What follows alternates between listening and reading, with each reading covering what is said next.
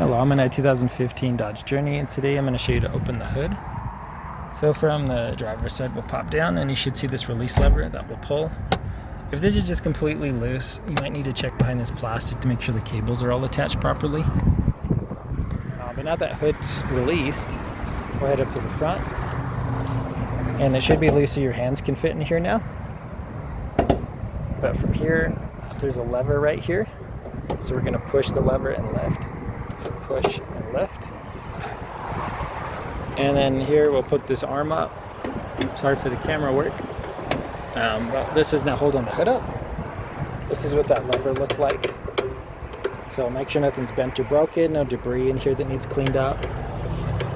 If it's sticking a lot, maybe try some WD-40 so this will loosen up. This is where it was hooked onto.